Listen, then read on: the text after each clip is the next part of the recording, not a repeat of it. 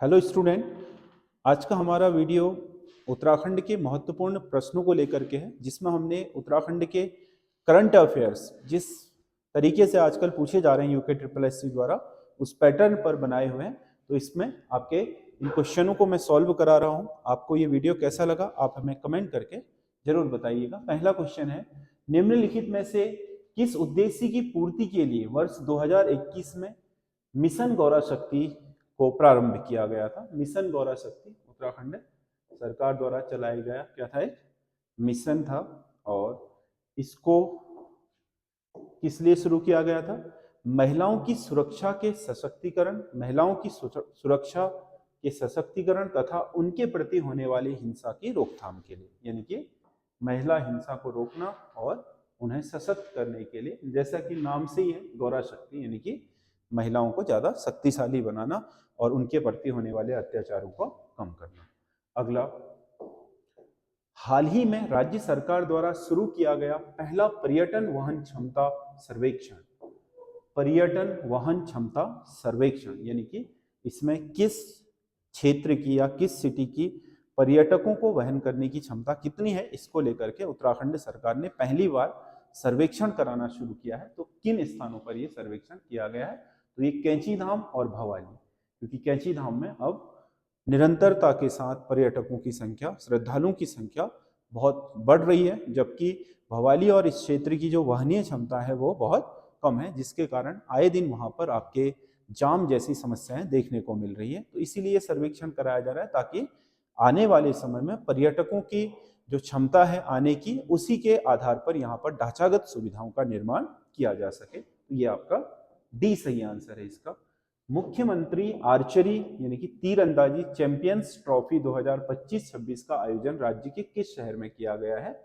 जो मुख्यमंत्री champions trophy है आर्चरी को लेकर के तीरंदाजों की, इसका आयोजन हुआ है राजधानी देहरादून में।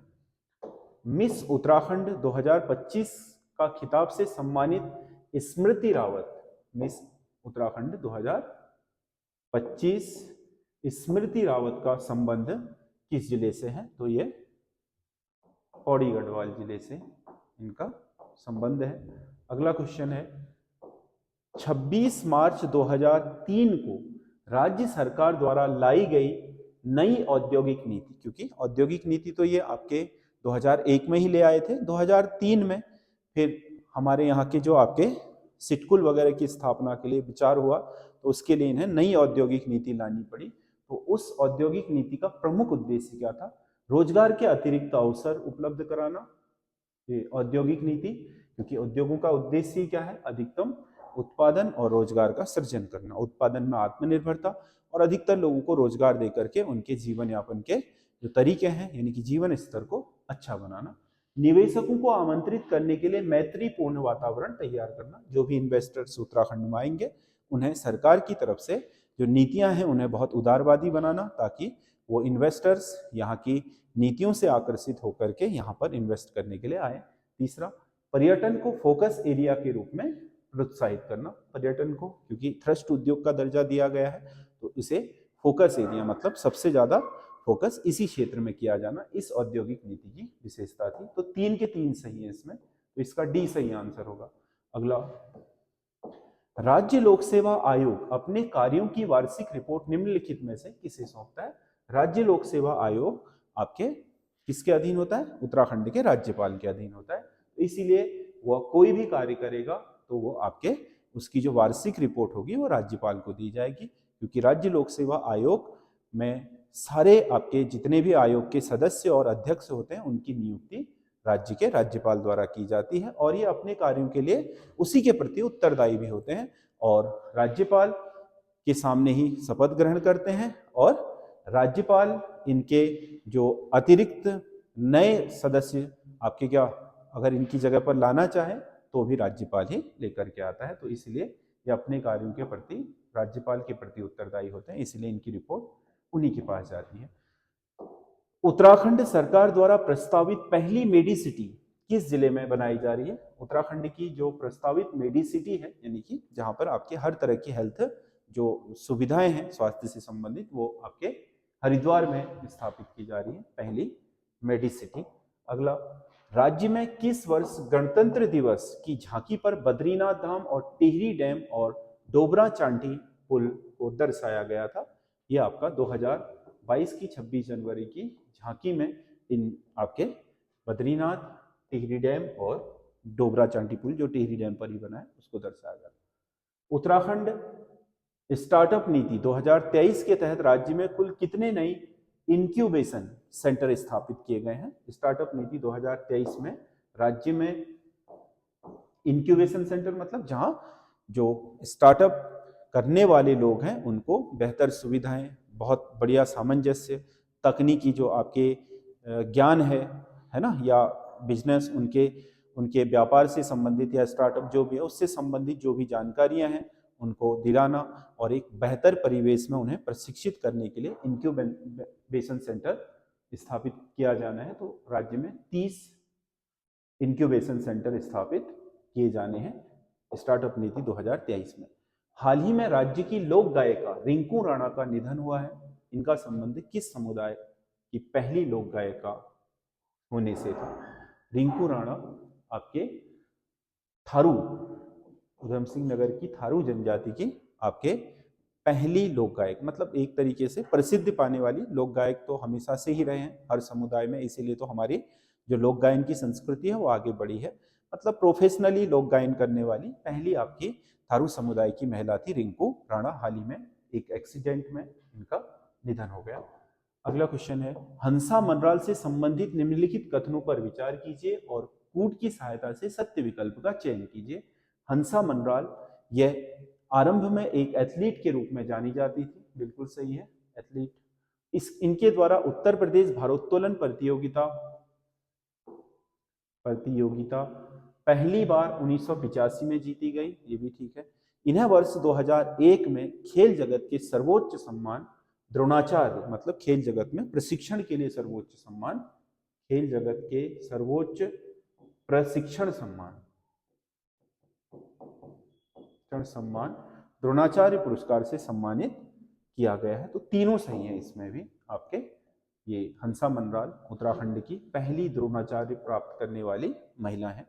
निम्नलिखित में से कौन सा स्थान एलुवियन फैन में स्थित है? एलुवियन फैन मतलब जलोढ़ शंकु, जलोढ़ शंकु मतलब जैसे ये घाटी आई तो घाटी में, जैसे ये घाटी आई पहाड़ों के, यहाँ से पहाड़ के बीच से जो घाटी आई, ये जो भी मोटा मलबा लाती है तो पहाड़ खत्म होते ही यहाँ पर ऐसे बिछा देती है, ऐसे ये बिछा देती है पूरे, और इसके बाद ये सक्रिय धाराएं आगे जा करके आपके मैदानों में चली जाती हैं या नदियों में चली जाती हैं। तो इस त्रिभुजाकार जो स्थल है इसे बोलते हैं जलोढ़ शंकु, मतलब एक तरीके से शंकुनुमा ढेर पैदा हो जाते हैं मिट्टी या कंकड़ पत्थर निक्षेप के, उसे अंग्रेजी में एलुवियल फैन कहा जाता है, एलुवियल फैन, या आपके जलोढ़ शंकु हिंदी। तो फाटा भी ऐसे ही एलुवियन पर है, और अगस्त मुनि भी ऐसे ही है। थराली, जहां हाल ही में आपका ये धराली है ना, जहां पर क्या हुआ था हाल ही में उत्तरकाशी में भूकंप, आपने देखा होगा कि वहां पर क्या एक शंकुनुमा आपकी क्षेत्र था जो ऊपर से आने वाली नदी को किससे जोड़ रहा था? भागीरथी के साथ। भागीरथी के तट में पहुंचने से पहले शंकु बना हुआ था। तो ऐसे ही अगर आप देखोगे तो ये सभी आपके जलोढ़ शंकु पर स्थित है।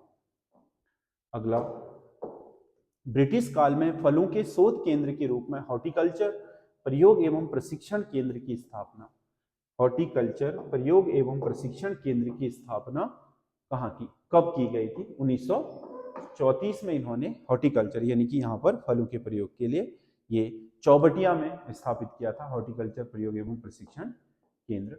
अगला, मोनाल से संबंधित निम्नलिखित कथनों पर विचार कीजिए। मोनाल उत्तराखंड का जो राजकीय क्या है, पक्षी है, राज्य पक्षी। वन्यजीव संरक्षण अधिनियम 1972 के तहत इसे संरक्षित किया गया है, बिल्कुल सही है। कोई भी वन्यजीव है तो उसे 1972 के तहत ही संरक्षण है। स्केलेटरी मोनाल की एक प्रजाति है, बिल्कुल, डफिया है, स्केलेटरी है, ये आपके मोनाल की ही प्रजातियां हैं। राज्य के वन्यजीव संरक्षण बोर्ड द्वारा मोनालों की गणना पहली बार 2007 में की गई। राज्य में मोनालों की गणना शुरू हुई है 2008 में, ना कि 2007 में, पहली गणना 2008 में हुई। तो उपयुक्त कथनों में से असत्य कथन का चयन कीजिए। असत्य केवल ये है, बाकी 2 सत्य हैं, तो इसका कौन है? केवल 3 असत्य है बस। असत्य कथन 3 है, 2007 की जगह 8 होना चाहिए था। निम्नलिखित में से किस स्थल से कैलाश पर्वत के दर्शन होते हैं? कैलाश पर्वत जो आपका तिब्बत का कैलाश पर्वत है तिब्बत में, उसके स्पष्ट दर्शन होते हैं जॉलीकांग से।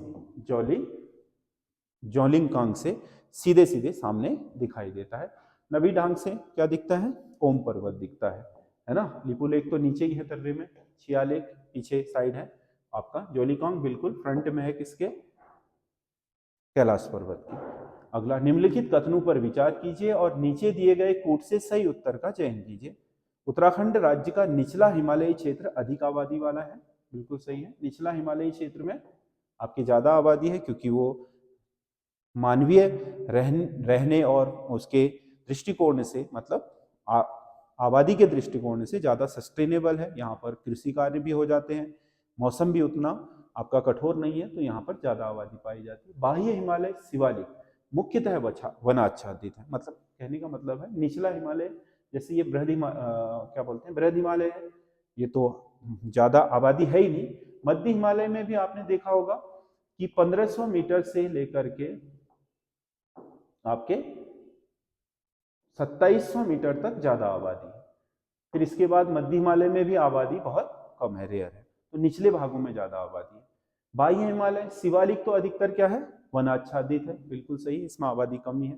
भाबर क्षेत्र में अधिकांश मोटे निक्षेप पाए जाते हैं, बिल्कुल है, क्योंकि भाबर बनाए बोल्डर, मोटे मोटे कंकड़ पत्थर जो शिवालिक या हिमालय से बह करके नदियां ले जाती हैं, बाद में नदियां फैल जाती हैं नीचे जा करके, उनकी धाराएं अपना मुंह खोल देती हैं, तो इसकी वजह से क्या होता है, जो मोटा निक्षेप होता है पानी उसे बाहर नहीं पाता है, वो वहीं पे छूट जाते हैं। तो कंकड़ पत्थर के इसी मोटे निक्षेप को भाबर कहा जाता है। तो इसमें तीनों सही हैं, 1, 2 और 3 सभी सही हैं। सूची 1 को सूची 2 से सुमेलित कीजिए और सूचियों के नीचे दिए गए कूट का प्रयोग करके सही उत्तर का चयन कीजिए। ये कुछ स्थान दे रखे हैं और कुछ घटनाएं दे रखी हैं। महात्मा गांधी का कुमाऊं आगमन। महात्मा गांधी कुमाऊं में आगमन में कहाँ रुके थे? ताड़ी खेत। वन अधिकारों की लड़ाई, तिलाड़ी कांड वन अधिकारों के लिए था, टिहरी का। समय विनोद का प्रकाशन नैनीताल से होता था। और उत्तराखंड क्रांति दल की स्थापना रुद्रपुर। ये ठीक है।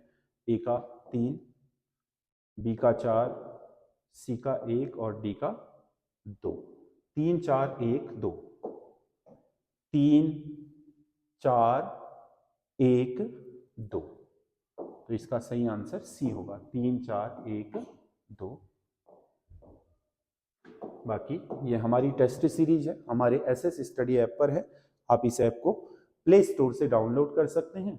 20 पूरे 100 नंबर के इसमें टेस्ट हैं, जो यूके ट्रिपल एससी के नए पैटर्न पर बनाए गए हैं। इसमें आप आगामी परीक्षाओं के लिए तैयारी कर सकते हो। 250 रुपये की ये टेस्ट सीरीज है, ऐप से इसे आप परचेज कर सकते हो। बाकी इनको लेकर के कोई क्वायरी हो तो आप इस नंबरों पर संपर्क कर सकते हैं। उत्तराखंड की राजधानी के लिए स्थल चयन हेतु गठित आयोग की वैधता को चुनौती देने के लिए एक जनहित याचिका दायर की गई थी। इस एक सदस्यीय चयन आयोग का नाम क्या था? ये वीरेंद्र दीक्षित आयोग है, न्यायमूर्ति वीरेंद्र दीक्षित आयोग, जिसे चैलेंज किया गया था कोर्ट में। ये आयोग बहुत लंबा चला और इसकी जो सिफारिशें हैं वो भी बहुत लेट आई हैं और बहुत बार इसका कार्यकाल बढ़ा भी है। तो इसी के विरुद्ध आपकी याचिका दायर हुई थी। अगला, राज्य में यूसीसी यूनिवर्सल सिविल कोड यानी कि समान नागरिक संहिता से संबंधित निम्नलिखित कथनों पर विचार करें और सत्य कथन का चयन कीजिए। 7 फरवरी 2024 को उत्तराखंड विधानसभा में यह विधेयक पारित हुआ, बिल्कुल ठीक है।